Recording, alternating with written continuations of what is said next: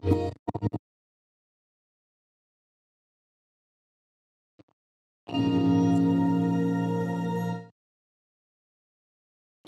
saudara, kita memasuki episode 792. Oke, dari wanita usia 30 tahun single Tangerang.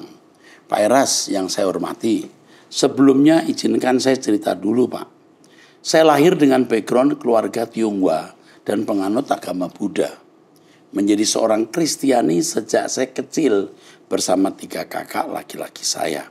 Orang tua saya masih Buddha sampai saat ini. Sejak kecil saya sensitif atau melihat hal-hal yang ada di luar nalar, tapi tidak pernah saya gubris. Saya pernah sekali sekarat pada umur 17 tahun dan menambah kepekaan saya terhadap hal-hal itu. Puncaknya adalah tahun 2017. Saya mulai berteman dengan seseorang yang juga sama dekatnya dengan hal-hal klinik. Sejak saat itu saya pernah beberapa kali disarankan untuk mandi bunga, melakukan beberapa ritual untuk memperkuat penglihatan saya atau mereka yang menyebutnya sebagai membuka aura. Dan memang setelah itu saya mulai lebih peka mendapat penglihatan-penglihatan yang lebih seperti melihat setan-setan, masa lampau atau masa depan, maupun hal yang berhubungan lebih lanjut dengan klinik. Saya pun bisa melihat leluhur saya mengikuti kemanapun saya pergi. Atau mungkin setan yang pura-pura menjadi leluhur saya. Terkadang saya coba uji kemampuan saya kepada teman-teman seperti mendeskripsikan apa yang terjadi sama mereka atau kejadian ke depan apa yang akan terjadi dan hampir semuanya selalu tepat. Tapi saya selalu menggunakan kemampuan itu untuk menolong orang dan tidak untuk menguntungkan saya. Awalnya saya justru merasa bangga karena saya merasa punya kemampuan. Tapi lama-kelamaan ada penolakan yang terus terjadi di dalam diri saya bahwa ini semua adalah dosa dan kesalahan. Saya mulai menjauhi teman saya yang menyarankan untuk mempertingkat kemampuan saya. Lalu kembali pada teman-teman saya yang berada di lingkungan positif seperti komunitas gereja. Namun tetap berulang kali saya mengalami jatuh bangun dalam pertobatan. Berulang kali saya didoakan oleh beberapa pendeta, berdoa sendiri dan mencoba untuk berubah, lalu jatuh, namun bangkit lagi. Beberapa bulan belakangan ini, saya mulai rajin ibadah ke GSKI, Rehoboth, Gajah Mada, MAG maupun PIK. Saya juga coba berpuasa mengikuti Pak Eras. Setiap mendengar lagu-lagu rohani, saya akan ikut menyembah dan terus mengikuti bisikan. Bapak di surga baik sekali. Inilah tempat seharusnya kamu bersandar. Saya masih dalam pergumulan dan tidak seperti yang lalu-lalu saya tobat kumat. Kali ini saya mau pertobatan, saya mau tanggalkan hidup saya yang lama. Hanya saja yang jadi masalah adalah penglihatan-penglihatan itu masih tetap ada. Meskipun saya sudah berusaha menanggalkan hidup saya yang lama. Yang saya mau tanyakan Pak Eras, bagaimana caranya saya melepaskan kemampuan ini? Ini gampang, bukan sok ya. Ini sudah sering kami lakukan. Dihubungi bulan. Kami akan mendoakan Anda. Kami hubungi Anda, lalu ketemu di tempat kami di Mall Arta Gading. Kami doakan. Kalau bukan staf saya, Ibu Lani Yuandi, saya sendiri. Atau mungkin kami berdua. Ya, nanti kami doakan. Ya oke? Akan dihubungi, kami doakan. Harus putuskan hubungan itu. Itu kuasa gelap. Walaupun kelihatannya baik nolong orang, enggak. Itu ikatan kuasa gelap dan perjanjian dengan roh jahat. Harus diputuskan. Dan kami akan melayani. Ya, kami sering mengadakan pelayanan itu di sini. Oke, saya teruskan dengan pria usia 54 tahun, sudah menikah, 1 anak, Pekanbaru Riau. Pak Pendeta Erastus, sampai saat ini saya hanya bisa mengucapkan terima kasih dan saya berdoa buat Bapak Pendeta Erastus Sabtono berkat mendengar khotbah-khotbah Tuhan mengubahkan hidup saya. Setiap hari saya mendengarkan khotbah-khotbahnya Pak Eras dan dalam 1 hari saya paling sedikit 6 kali mendengarkan khotbah Pak Eras. Wow. Kurang lebih 5 tahun saya mengikuti ibadah dari GSKI secara online, walaupun ada beberapa orang yang mengatakan bahwa ajaran Bapak Eras sesat. Saya justru melihat dan merasakan orang yang memfitnah dan menuduh ajaran Bapak itulah yang sesat. Berkat doa, berkat mendengarkan khotbah-khotbah Bapak, setiap hari sekarang saya masuk wilayah hidup kudus. Tidak bercacat, tidak bercela, hidup suci sempurna seperti Bapak. Serupa seperti Yesus Kristus. Sempurna seperti Bapak di surga mestinya ya. Serupa seperti Yesus Kristus. Jujur saya suka pendeta seperti Pak Eras. Jujur, terbuka, dan buat saya Bapak biasa. Maksud saya sangat senang dengan semua kejujuran dan keterbukaan Bapak. Dan buat saya Pak Eras luar biasa. Demikian dulu ucapan terima kasih dan rasa kagum saya. Tuhan di pihak Bapak karena ajaran dan perbuatan Bapak menunjukkan Bapak dalam batuan yang hidupnya kudus suci. Terima kasih. Terima kasih Pak di Pekanbaru Riau. Saya terdukung ya di tengah-tengah badai. Bapak mempercayai saya, ini juga memberi kekuatan. Kita akan bersama. Ketemu pasti di langit baru, bumi baru, di rumah Bapak. Oh, indah sekali. Tuhan berkati. Dari pria usia 53 tahun menikah Mojokerto. Mintoro usia 53 tahun. Iya Pak. Selalu mau tanya, enak bagus ya. Apa arti kata am dalam pengakuan iman rasuli? Am itu artinya umum. Umum. Ya, jadi artinya umum. Gereja yang umum itu gereja di seluruh dunia yang tidak dibatasi oleh suku, bangsa, ya, golongan, denominasi, bahkan waktu. Jadi dari gereja mula-mula sampai gereja akhir zaman ada satu gereja yang am. Dan kita kiranya termasuk di dalamnya. Dan ini tergantung apakah orang itu hidup di dalam kekudusan atau tidak. Dalam kesucian seperti yang dikehendaki Yesus atau tidak. Kalau kita hidup dalam kekudusan, kita masuk dalam kelompok gereja itu. Aku percaya gereja yang kudus dan am. Gereja untuk semua bangsa. Tidak ada batas denominasi, ya. Tak ada batas ruangan, bahkan waktu. Rasul Paulus termasuk di dalamnya, Petrus termasuk di dalamnya, Billy Graham termasuk di dalamnya. Tuhan memberkati. Oke, dari wanita usia 43 tahun. Pak Pendeta, saya mau bertanya, apakah salah seorang pelayan Tuhan membungakan uang atau menjadi rentenir? Saya dapat feedback dari jemaat di gereja saya kalau teman sepelayanan kami ada yang menjalankan uang seperti itu, apakah tidak salah? Kalau membungakan uang itu sebenarnya bukan saja melanggar hukum Tuhan, melanggar juga hukum. Karena yang berhak membungakan uang itu bank. Jadi ya orang Kristen tidak boleh jadi rentenir. Tapi bisa kerjasama, misalnya memberi modal jualan bakso. Nanti kalau untungnya 10 bagi, U6 aku 4 atau U3, U7 aku 3. Itu aja. Kenapa tidak begitu? Ya, oke. Yang jelas jangan membungakan uang, apalagi kalau orang itu betul-betul butuh untuk sekolah anak atau untuk keluarga sakit. Ya, seharusnya tidak kita bungakan. Oke, Tuhan memberkati. Oke, dari wanita usia 58 tahun menikah di Surabaya, sudah menikah di Surabaya. Rumah saya belum juga terjual hingga hari ini dan saya merasa bingung mengapa hal ini terjadi, Pak. Harga sudah saya turunkan dari tinggi ke rendah bahkan dalam hitungan yang mendekati pasar.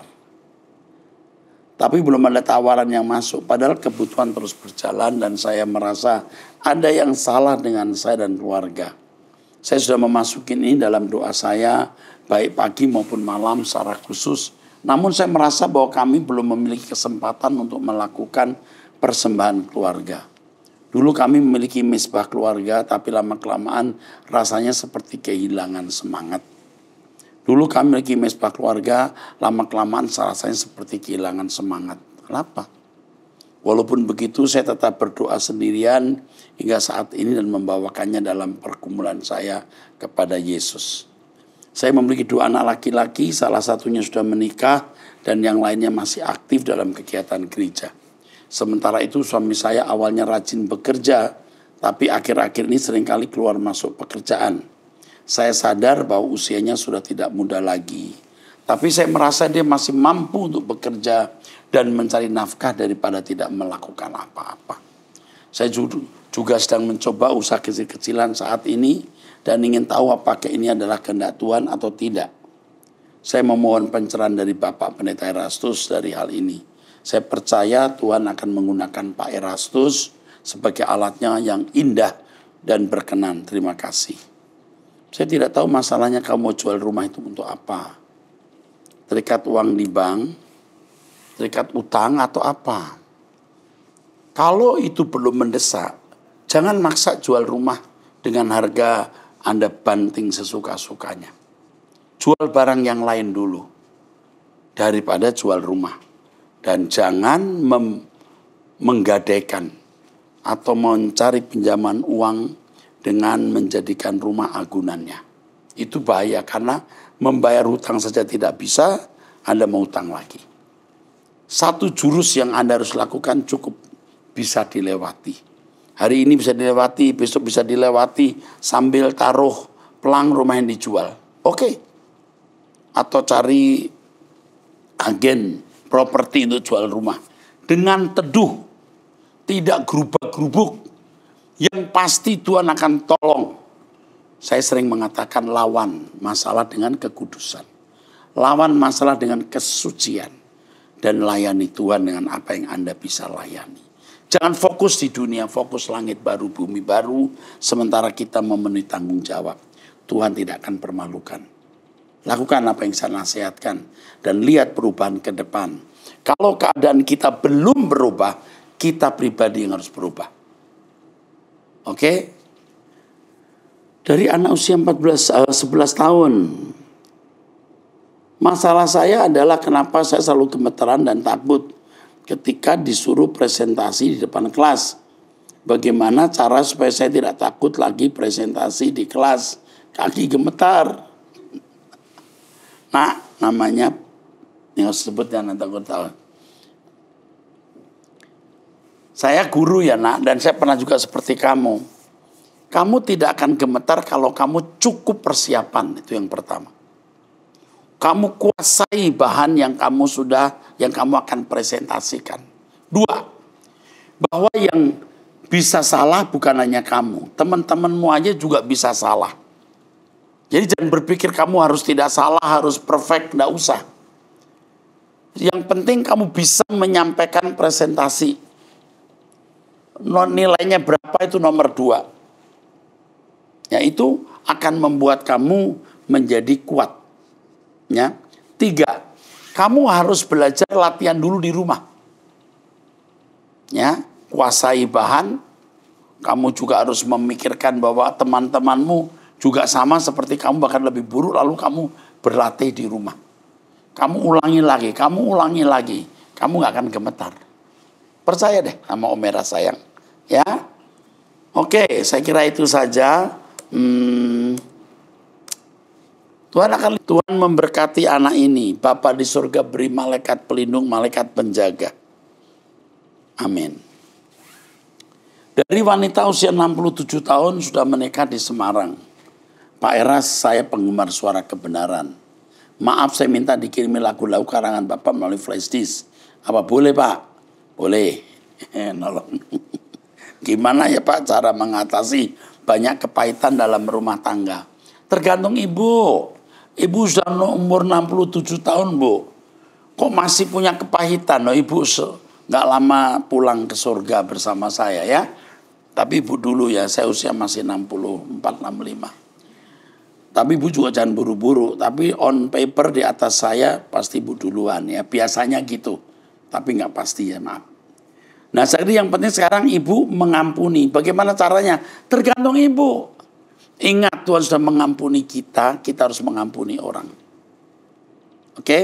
2, kita harus belajar menerima orang lain dengan keadaannya. Kekurangannya. Semua orang punya hak.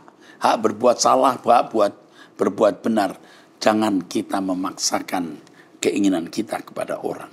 Emang orangnya begitu, ya sudah. Oke, belajar mengampuni. Saya harus bagaimana, Pak? Saya ikut doa pagi selama 2 tahun. Oke, begini Bu, Ibu harus berani mengucapkan masalah itu. Ibu jelaskan ke Tuhan dengan terbuka. Aku sakit hati Tuhan, aku marah. Karena ngomong semua. Lalu aku tahu aku salah, tidak boleh pahit. Tapi aku pahit Tuhan, ampuni saya, tolong aku. Ibu cerita apa adanya isi hatimu, Tuhan pasti memberikan pembebatan. Coba lakukan itu. Nggak ada untungnya tidak mengampuni orang. Tidak ada untungnya kepahitan itu. Tuhan memberkati, Bu. Oke, dari wanita usia 49 tahun sudah menikah Tangerang Selatan. Pak Eras, adik saya satu keluarga mau berangkat ke Amerika, ke Los Angeles, tepatnya tanggal 30 September. Mereka pergi untuk merantau di sana. Apakah bisa minta tolong mau ketemu Pak Eras untuk didoakan, dan barangkali Pak Eras ada gereja di bawah naungan Pak Eras yang bisa didik adik saya berjemaat di sana. Oke, yang ini akan dihubungi. Di gereja sana kita punya cabang dari Pak Bobi, ya nak. Oke, nanti dihubungkan supaya di sana ada GSKI yang mungkin bisa membantu atau menolong adik Anda kalau ada masalah. Oke, Tuhan berkati. Dari pria usia 47 tahun menikah di Bali. Pak Eras, terima kasih buat seminar tentang logos yang Bapak bawakan. Mohon maaf dibantu menjawab apa yang masih menjadi kegelisahan saya. Pertama, Yohanes 8 ayat 58. Aku berkata kepadamu sesungguhnya sebelum Abraham jadi aku telah ada. Wah, ini saya jelaskan dalam satu sesi, bro. Tapi begini saja. Kira-kira Tuhan Yesus waras enggak ya? Berkata kepada orang yang jauh lebih tua dari dirinya, aku ada sebelum Abraham ada. Kira-kira waras enggak? Kalau ini dipandang secara harfiah, maka kita tidak boleh menilai ini secara harfiah. Yesus berkata, dagingku benar-benar makanan, darahku benar-benar minuman. Itu tidak boleh dipahami secara harfiah. Yesus mau menunjukkan bahwa dirinya sebagai pemberita logos. Logos ini sudah ada sebelum Abraham. Atau Yesus mewakili Bapa yang berbicara di dalam dirinya sudah ada sebelum Abraham. Untuk legitimasi kebenaran yang dia sampaikan. Jawaban saya belum lengkap, harus dilengkapi dengan mengikuti seminar, entah seri berapa saya lupa. 1 sesi lalu menjawab dalam waktu 5 menit tidak bisa, ya. Itu saja. Filipi 2 ayat 5, Filipi 7 ayat 11. Wah, soal kenosis ini. Jadi yang ini harus dikirimi buku aja, nak. Menurut saya, kata dia ini, saya tangkap dan dari seminar Logos, Bapak menyampaikan bahwa Tuhan Yesus mengenakan Logos hingga memancarkan kemuliaan Allah. Dan untuk itu kita semua mengikuti teladan Tuhan Yesus tersebut. Menjadi sama dengan Tuhan Yesus yang telah mengenakan Logos dari Allah Bapa. Logos menjadi daging, menjadi pahit Allah sepenuhnya. Mencapai kepenuhan Allah. Benar kalimat ini. Mohon penjelasannya Pak terkait ayat firman Tuhan di atas. Filipi pasal berapa tadi? 2, Yohanes pasal 8. Oke. Bahwa iya Tuhan Yesus sudah ada sebelum lebih dulu ada. Bahwa iya Tuhan Yesus sudah ada lebih dulu ada yang sulung di antara banyak saudara yang menjadi pokok keselamatan setelah perjuangannya mengenakan Logos. Oke. Jadi yang Anda katakan sudah benar. Bahwa Yesus mengenakan Logos, dia adalah orang manusia pertama yang berhasil menjadi sempurna seperti Bapa, menjadi sesuai rancangan Allah semula, berkodrat ilahi. Jadi pernyataan Anda tidak perlu dijawab, Anda sudah tahu. Mantap itu. Tapi untuk gambaran lengkapnya nanti buku kenosis akan saya berikan ke Anda, ya nak, dikirimkan, nanti Anda bisa belajar dari situ. Terima kasih untuk pertanyaannya dan kepercayaannya. Percaya apa yang saya ajarkan itu benar dengan bukti apa? Mengubah hidup. Anda belajar, Anda akan digiring untuk berubah. Itu yang penting, verifikasi dari kebenaran tersebut. Ya. Karena kalau kebenaran itu benar-benar benar, itu mengubah kita. Oke. Dari ibu rumah tangga usia 57 tahun, single parent, satu putri usia 12 tahun. Wow. Usia putri 12 tahun, jadi dia punya anak usia 45 tahun ya. Pak Era, saya telah bercerai dengan suami saya sejak putri berusia 3 bulan. Putri saya belum pernah melihat atau bertemu dengan ayahnya. Dia hanya tahu bahwa dia adalah seorang anak yatim dan tidak pernah bertanya tentang ayahnya. Saya telah memutuskan komunikasi sejak perceraian dan pindah ke kota lain. Karena saya tidaklah ingin berhubungan lagi dan sampai saat ini saya tidak tahu keadaannya. Sebenarnya saya sudah lama memaafkan ayahnya dan bahkan melupakan peristiwa tersebut. Peristiwa apa ini? Peristiwa perceraian itu mungkin ya. Ataukah suami berbuat sesuatu yang membuat Anda cerai atau apa yang Anda sudah melupakan? Apakah saya berdosa dengan menjaga diam tentang ayahnya dan tidak memberikan informasi apapun tentang dia? Anak usia 12 tahun mungkin belum bisa diajak bicara banyak. Lewati hidup bersama dia, ya, minta hikmat Tuhan apa yang harus Anda lakukan ke depan. Saya tidak berani mengatakan apa-apa, sebab Tuhan akan bicara kepada Anda secara pribadi. Apa yang harus Anda lakukan, Bu? Usia ibu sudah 57 tahun itu tua loh. Iya. Sedangkan anak masih usia 12 tahun. Ya. Anak belum bisa banyak tahu. Karena masih belum remaja.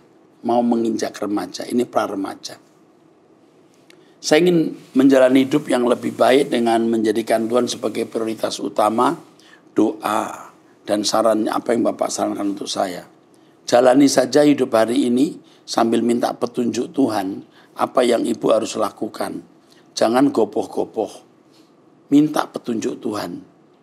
Ibu harus mendekat kepada Tuhan dalam kekudusan, kesucian, dan melayani Tuhan melalui apa yang Ibu bisa lakukan. Jangan materialistis, jangan terikat dengan kesenangan dunia. Menjadi kekasih Tuhan, memiliki intimasi hubungan yang baik dengan Tuhan. Pasti Tuhan akan di pihak Anda dan membela Anda. Pasti. Dan tunggu petunjuk Tuhan. Bukan tidak mungkin suami akan balik atau dipertemukan bagaimana begitu. Kemungkinan suami balik bisa saja. Tapi kembali memandang Tuhan dan minta petunjukmu. Petunjuk Tuhan. Katakan, beri petunjukmu Tuhan. Minta doa. Minta, Tuhan pasti bimbing. Tuhan lindungi ibu dan anak ibu, putri ibu dalam nama Yesus Kristus. Amin. Saya teruskan saudara-saudara. Saya percaya apa yang saya sampaikan ini akan memberkati saudara-saudara semua ya. Akan menjadi berkat ya. Dari wanita usia 40 tahun sudah menikah di Bekasi. Pak Eras, mengapa suami saya begitu cerewet sekali? Sangat cerewet, sangat. Ada gambar nangis 4. Sedikit-sedikit hal yang tidak penting seperti masalah sampo, orang lain pakai tanpa masalah. Tapi dia selalu protes. Kenapa dia bisa menguras energi positif saya begitu, Pak? Nangis lagi. Saya sudah mendengarkan ajaran Pak Era sejak subuh. Ingin hidup kudus. Ingin mengikuti ilmu diam yang diajarkan oleh Pak Eras. Tapi sungguh dia bisa membuat saya kesal, Pak. Gambar nangis lagi dia Mas sekarang. Setelah marah saya merasa sangat lelah, Pak. Aduh. Mohon sampaikan kepada suami. Tolong jangan terlalu cerewet. Aja itu yang ingin saya sampaikan, Pak. Saya hanya bingung di mana bisa berbicara tentang ini. Saya selalu bilang kepada suami, kamu selalu membuat saya kesal. Saya punya abam sekarang. Semoga saya bisa tetap sabar, Pak. Saya sudah bisa sebelumnya, tapi dia selalu mencoba memprovokasi. Saya lelah, Pak. Sekian saja, Pak. Semoga Pak Era tetap sehat. God bless. Bapak yang berhati lembut, gambar senyum. 4. Bu, saya mau kasih tahu ibu ya. Ibu ini orangnya juga tidak sabar. Masih ada egoisnya. Ibu tidak dewasa. Sekarang ibu udah umur 40 tahun harus dewasa dong. Caranya bagaimana? Jangan kesel. Jangan kesel, jangan marah. Anda membuang energi positif. Jadi kalau suami membuat apa-apa, udah begitu cetakan dari dulu. Dia cetakannya begitu, kenapa nikah dengan dia? Sekarang ibu sudah nikah dengan dia, ya sudah. Nasi sudah jadi bubur, makan bubur itu. Jadi sekarang ibu jangan kesal-kesal. Ibu istilahnya kasar, cuek ya, cuek sajalah. Ibu fokus belajar firman, hidup suci, berdoa bersama kami, mendengarkan khutbah di Truth ID. Sudah. Jangan merespon, karena ibu merespon. Ibu mau ngajari dia, ibu menasehati dia, ibu juga memarahi dia, ibu juga menghakimi dia. Capek. Ya sekarang diam. Udah jadi diam. Buktikan, saya mau pakai ilmunya Pak Eras. Diam 3 kali. Diam, diam, diam. Amin. Itu baru Anda bisa berkata, kudus, kudus, kudus. Ya, karena diam menyembah Allah, bisa bebas. Jadi gimana Pak rahasianya? Tergantung ibu. Ibu jangan bawa itu jangan ibu bawa dalam pikiran. Ya, udah lepaskan aja. Oke? Oke. Dari wanita usia 23 tahun di Bangka Belitung. Pak, apakah boleh pasangan Kristen melakukan pemberkatan pernikahan apabila sudah tinggal satu rumah? Bolehlah ya. Supaya kamu juga resmi. Kalau belum diberkati kan belum resmi. Resminya itu kalau mendapat pengesahan dari gereja. Kalau tidak mendapat pengesahan dari gereja berarti pernikahan Anda belum sah. Jadi harus diberkati di gereja. Lakukan pemberkatan dan minta pendeta Anda memberkati. Ya, oke. Dari pria usia 64 tahun. Menikah ya, 64 di Bandung. Apa tujuan Yesus menampakkan diri bersama Musa dan Elia? Ya. Mengapa kisah Yesus berubah? Mengapa kisah Yesus berubah-rupa tersebut harus dirahasiakan oleh Petrus, Yakobus dan Yohanes sebelum Yesus bangkit dari antara orang mati? Mengapa kebenaran harus dirahasiakan? Apa karena adanya kekhawatiran bahwa Yesus tidak bangkit atau karena alasan lain? Mengapa kemesiasan Yesus harus disembunyikan, dirahasiakan dengan melarang murid-muridnya memberitahukan kepada siapapun? Oke. Mengapa? Apa tujuan Yesus menampakkan diri bersama Musa dan Elia? Untuk verifikasi pembuktian bahwa Yesus adalah Mesias yang benar. Ya, Musa itu guru bagi orang Yahudi, Elia itu nabi yang benar yang diakui oleh orang Yahudi. Yesus benar-benar Mesias. Mengapa dirahasiakan? Karena orang-orang Yahudi belum siap. Kalau mereka tahu itu Yesus Mesias, maka mereka akan paksa Yesus menjadi juru selamat Mesias versi Yahudi. Yesus pun pernah mau dijadikan raja, tapi Yesus menolak. Jadi mereka bisa salah memahami maksud tujuan keselamatan itu. Karena belum bisa mengerti. Ketika Yesus naik ke surga baru diberitahukan ya bahwa Yesus itu juru selamat, Mesias versi Allah. Mengapa kebenaran harus dirahasiakan? Apakah karena adanya kekhawatiran bahwa Yesus tidak bangkit atau karena ada alasan lain? Tidak ada alasan lain kecuali supaya maksud tujuan keselamatan yang Allah berikan kepada manusia lewat Yesus tidak terhalang. Mengapa kemesiasan Yesus harus disembunyikan? Seperti yang saya jelaskan baru saja. Karena orang-orang Yahudi belum mengerti, belum siap untuk menerima Mesias versi dari Allah. Ya, oke. Saya teruskan dari pria usia 61 tahun. Salam Pak Eras dan tim GSKI, terima kasih atas khotbah-khotbah dan seminar Logos yang sangat memberkati serta mencerahkan pemahaman kita akan isi Alkitab. Saya ingin bertanya mengenai peristiwa saat Tuhan Yesus selesai dibaptis, terdengar suara atau firman Allah yang berkata, inilah anak yang kukasihi, kepadanya lah aku berkenan. Padahal saat itu Tuhan Yesus belum memulai pelayanannya atau belum mulai berjuang. Terima kasih. Yesus belum mulai berjuang tapi sudah hidup 30 tahun. Selama 30 tahun itu dapat penilaian berkenan. Baru maju perang. Top. Amin. Jadi 30 tahun apa yang terjadi? Nggak jelas. Tapi kesimpulannya berkenan di hadapan Allah Bapa. Sampai jumpa di episode yang akan datang. Tuhan memberkati.